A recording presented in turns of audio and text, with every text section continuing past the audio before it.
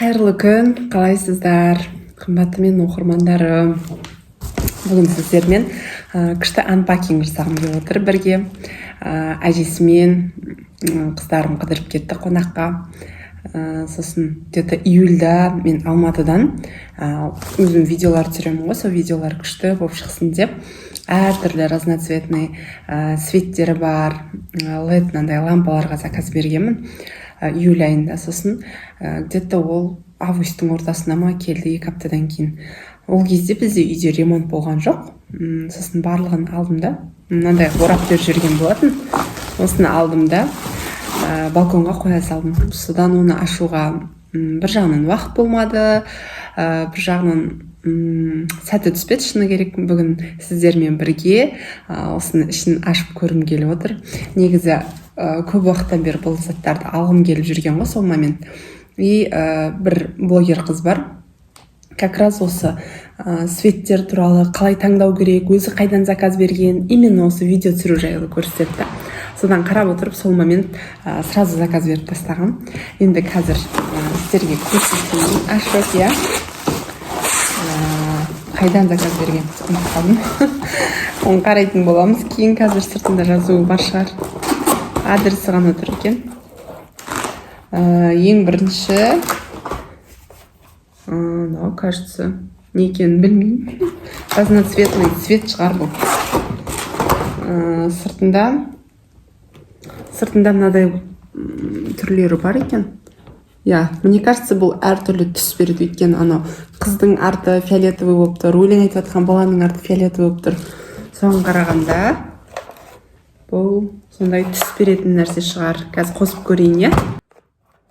Бисмиллах. Мындай болып жанады екен. 6 ай бойы қалай шыдап жүргенмін, я? Қазір ашып көріп, вау, деп жатырмын, қарасаңыздаршы. Қалай күшті. Ертең мынау свет беріп тұрады, получается. Профессиональный түсіруге, я? Бұны орнататын бар шығар, қазір наборды ашып қараймыз. И ішінде пульт бар екен. И пультінде пультпен 2 батарейкасы тұр. Қазір соларды салайын. Мынау, кажется, бір штатив шығады қазір набордан. Соған орнататыны. Мәз отырмын ғой. Қалай 6 ай бойы шыдап жүргенмін, я, ашып қойдым. Негізі үйде ремонт болмады да. Сосын мен жолдасыма айтып жүрдім. Үйде күшті ремонт болса, маған видео түсіретін пространство керек, міндетті түрде деп. Сосын соны күтіп жүрдім да, бір жағынан ашпадым. Енді қазір үйде почти бәрін бітірдік. Қалай басқарады екен? О, міне. Теплый цвет, яркий цвет, мынадай сарғыш түс. Ақ. Бұл разноцветный емес, кәдімгі әртүрлі түс беретін екен. Күшті, я? Жарық жағын управлять ететін болдық видеоларда. Енді качественный видеолар шығатын болады. Ағазда. Ну, кажется, в подарок келген сияқты. Өткен мен микрофон заказ берген жоқпын. Бұл микрофон екен. Қандай күшті. Менде негізі микрофоным бар, бірақ ол мындай проводпен, сымымен бар еді, да? Ал мынау менде беспроводной сияқты. Күшті. Қазір қараймыз. Қалай ашады? Итеріп ашады. Бұл беспроводной микрофон екен. Вообще күшті. Мына жерімізге тағып аламыз да. Жаңа ойлап жатқам. Тоже жұмыста қалдырып кетіппін длинный немді. Ішінен микрофон шығып тұр. В общем, тағып, қазір бұнда настройка жасап аламыз. Қасында зарядкасы бар екен. Күшті, супер. Қайдан алғанды инстаграмда қазір дұрыстап қарау керек. Өйткені мен уже ұмытып қалғанмын ғой 6 айдың ішінде. Кім жібергенімді. И тағы оны өшіре салайын, я? Қазір оны өшіре салайын, ол қалай тұрды. Былай, и былай тұрды, я? Тағы бір LED лампа шықты.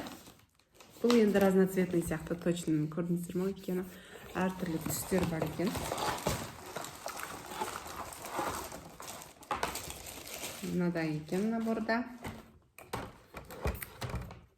Бұны қалай айтқан? Бұны бір жаққа атқан ба отдельно?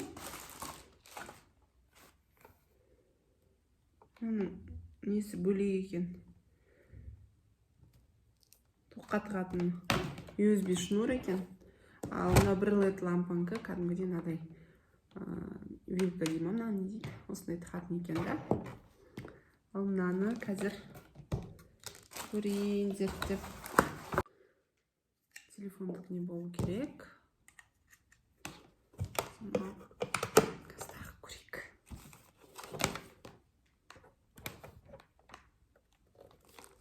Так, бұны қалай қосады екен?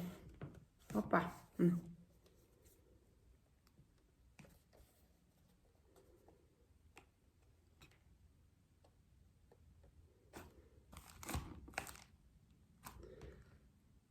Бір нәрсесі.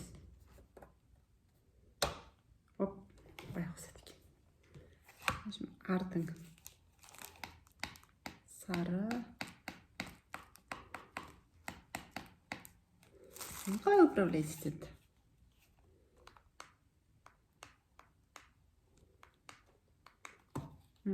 Ананы баса береді екен. Қазір менде сары болды. Мынадай сары болады екен.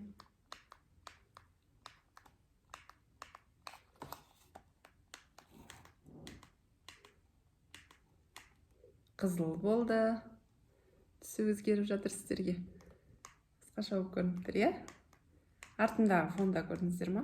Қолым жағы жаңа қызыл болып тұр ғой.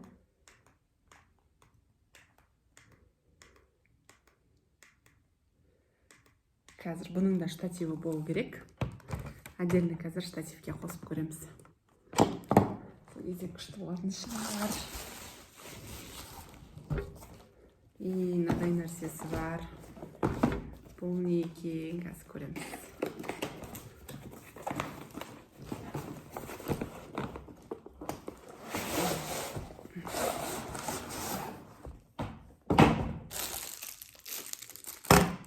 Осы штатив сияқты, кстати. Штатив сияқты, өйткені мындай телефонды жабыстыратын бір екен. Соған қарап ойлап тұрмын, бұл штатив деймін. Да, точно. Өйткені саған.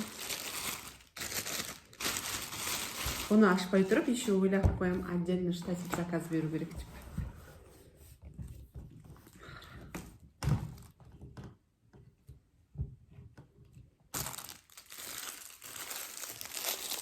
Мынаны алып, енді телефонды осыған жабыстырып қоятын болдым. Ура! Профессиональный штатив келді. Қуанып тұрмын, кәдімгідей. Өзіме таңғалып тұрмын, қалай шыдап жүргенмін ше. Не до этого болған ба?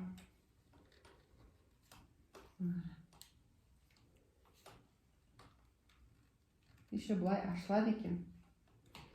Жабылады екен. Мынаны сәл босатып. Так, мына оңға, солға, жоғары көтеріледі. Короче, телефонды әр жаққа бұра аламыз. И мына жер көтерілетін шығар, мына қалай көтеріледі екен. Оны да үйрену керек болып. Мощно тұр ғой. Аяқтары мықты тұр. Жеңіл емес. Так, бұны да қазір суреттерінен, инструкциясынан оқып, ашып қарау керек болды. Қалай қосылады екен, қалай тағылады екен, соның бәрі.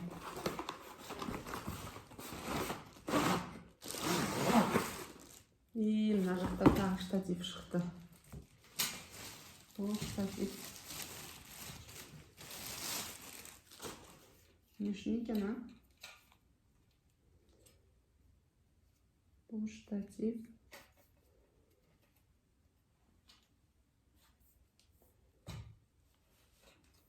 Мынау да профессиональный.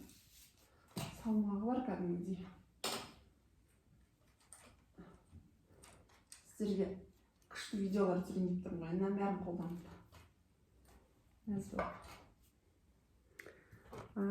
Мыналарды орнатады екен.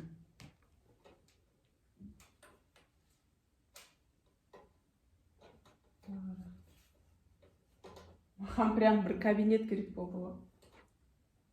Өзім жұмыс істейтін. Так, біреуі қосылады екен. И тағы бір штатив бар, оған екіншісі қосылады.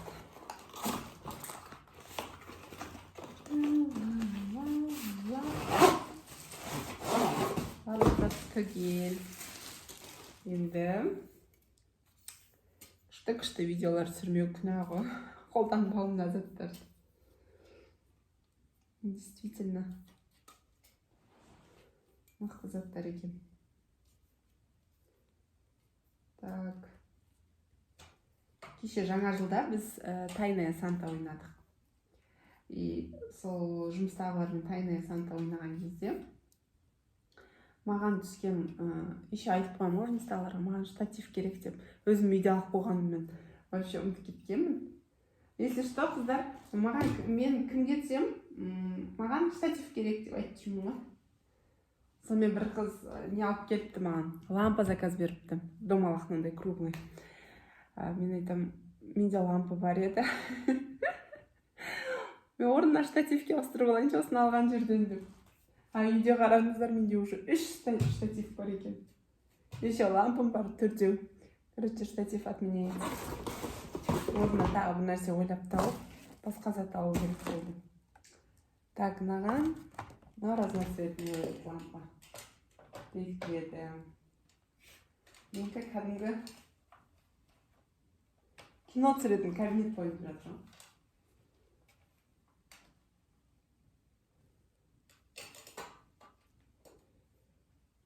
Күшті.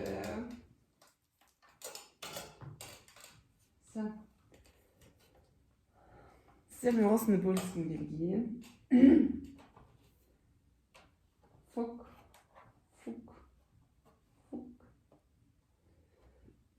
Осылай ашып, бір жағынан жарық түсіп тұрады. Артымдағы фоным өзгеріп тұрады. Күшті штатив бар. Еще в подарок микрофон келіпті беспроводной. Мықты микрофон сияқты. 20 метрге дейін жұмыс жасайды дейді. Пультпен бәрін алыстан управлять етіп отырып, енді видеолар түсіретін боламыз. Егер де сіздерге осындай үй жағдайындағы жалпы күнделікті болып жатқан жайттарды арасында видеоға түсірген қызықты болса, комментарий қалдырыңыз. Бұндай видеоларды да түсіріп тұратын болам. Тек қана денсаулық деп айта бермей сіздерге. Бірақ денсаулық бірінші орында всегда. Денсаулықтарыңызды сақтаңыздар, дұрыс тамақтаныңыздар, уақытылы ұйықтаңыздар. Ол өте маңызды. Себебі біздің организмде күнде әртүрлі тіпті миллиондаған процестер жүріп жатыр. Сондықтан сол процестің барлығы нормада жұмыс жасап тұру үшін біздің ритміміз дұрыс болу керек.